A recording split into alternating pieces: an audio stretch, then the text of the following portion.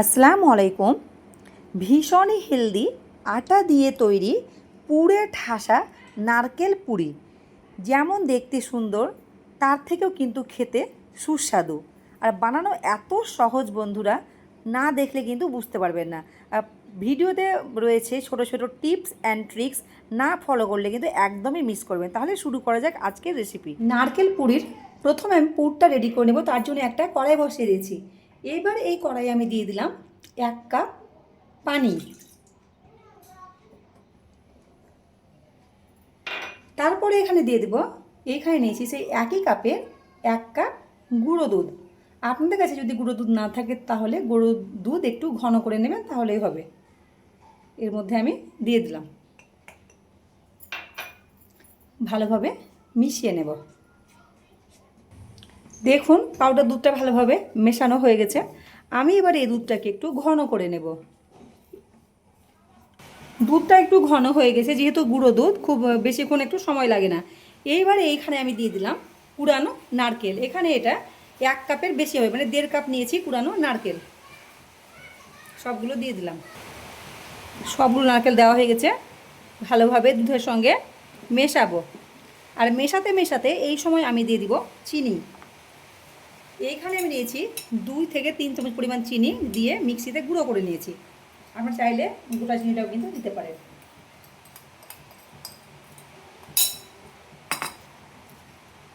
হালকা আঠালো টাইপের একটা পুর আমি রেডি করে নেব। ভালোভাবে সব কিছু মেশানো হয়ে গেছে। এবার এই সময় আমি দেবো 1/2 চামচ মতো ঘি। তাহলে কড়াই থেকে খুব সহজেই এই পুরটা কিন্তু ছেড়ে দেবে আর ফ্লেভারটা ভীষণই ভালো আসবে।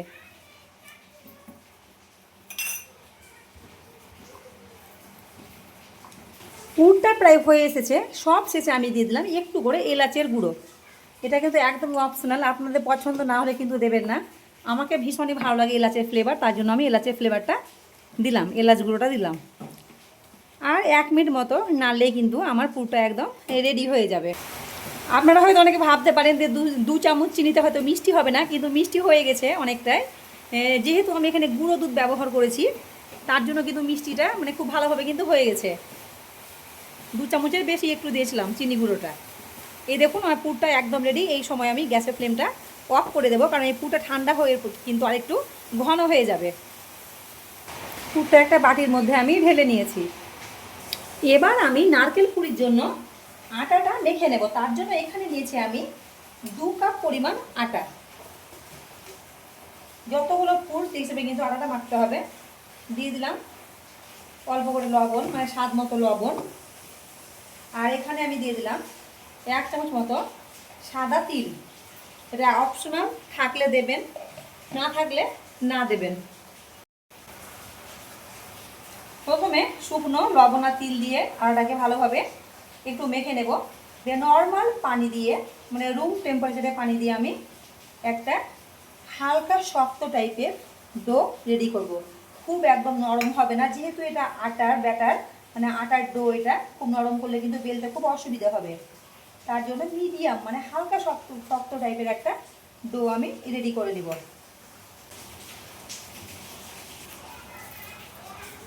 দেখুন আমার ডোটা রেডি হয়ে গেছে। আর খুব কিন্তু আমি নরম করিনি, একটু টাইট করে ডোটাকে মেখেছি। এইবার এই ডোটাকে আমি 5 মিনিটের জন্য, বেশিক্ষণ না, 5 মিনিট হলেই হবে, আমি এটাকে রেস্টে রাখবো ঢাকা দিয়ে।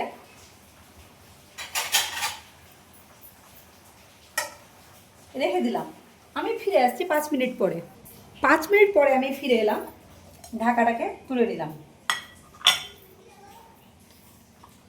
এইবার এইখান থেকে আমি বড় বড় করে লেচি কেটে নেব। যেহেতু আমি রুটিটা বড় বড় করে বেলবো,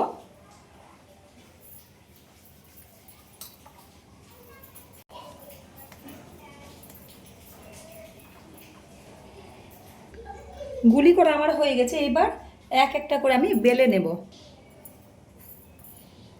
দিয়ে দিলাম শুকনো আটা, একটা আমি গুলি নিয়ে নিলাম।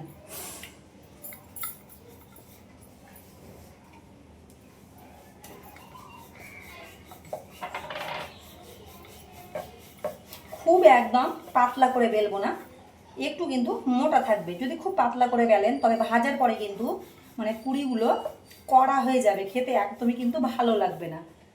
তাই আমি একটু মোটা করে বেলবো। আমার একটা রুটি বেলা হয়ে গেছে, দেখুন একটু মোটা করে আমি কিন্তু রেখেছি। এবার আমি একটা গ্লাস নিয়ে নিয়েছি, কেটে নেব।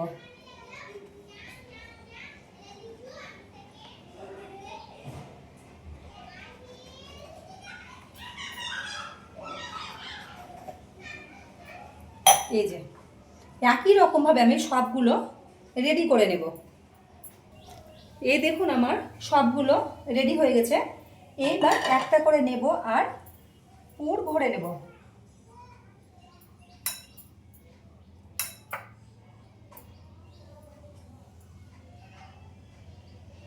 একটু বেশি করে ভরলাম, দিয়ে এইভাবে দু সাইড থেকে নিয়ে মুখটাকে বন্ধ করে দেব এইভাবে।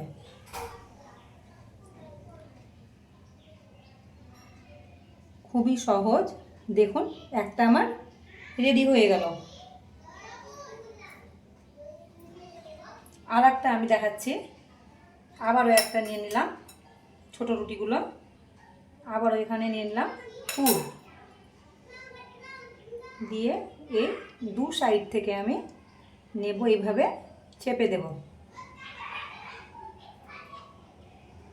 এইভাবে।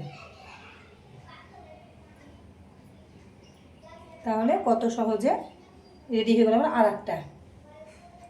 একই রকমভাবে প্রত্যেকটি আমি রেডি করে নেব।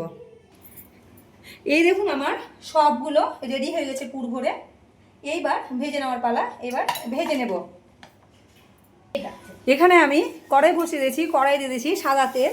তেলটা যখন হালকা গরম হয়ে যাবে তখন একে একে পিঠাগুলো মানে নারকেল পুরিগুলো মানে ভেজে নেব আমি। দিয়ে এবার রেডি করা নারকেল পুরিগুলো আমি একে একে দিয়ে দিলাম। তবে সবগুলো একসঙ্গে দেওয়া যাবে না, কটা কটা করে কয়েকবার ব্যাচে আমি কিন্তু ভেজে নেব। আর একদম খুব লাল করে কিন্তু ভাজতে হবে না, লাল করে ভাজলে পুরিগুলো কিন্তু পরে করে কড়া হয়ে যাবে, খেতে কিন্তু একদমই ভালো লাগবে না।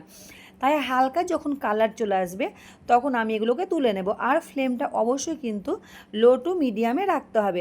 দেখুন হালকা কালার চলে এসেছে, আমি একবার উল্টে দিয়েছি।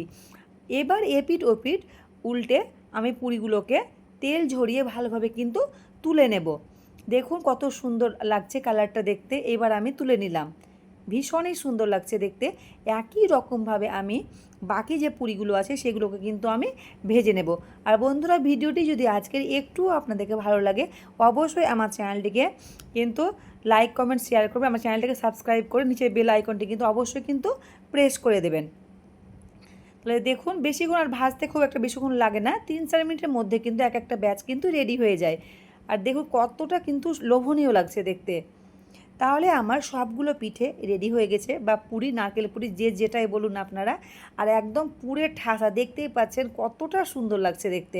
তাহলে বন্ধুরা আমার মতো অবশ্যই আপনারা একবার এইভাবে ট্রাই করে দেখবেন। আপনারা হয়তো অনেকভাবে খেয়েছেন নারকেল পুরি, তবে আমি যেভাবে করলাম আমি কিন্তু সম্পূর্ণ খুব মানে হেলদি করার চেষ্টা করেছি আটা দিয়ে তৈরি করে। এটা কিন্তু ময়দা দিয়েও তৈরি করা যায়, তবে আটা দিয়ে একবার বানিয়ে অবশ্যই দেখবেন। আবার দেখা হবে কথা হবে পরের ভিডিওতে।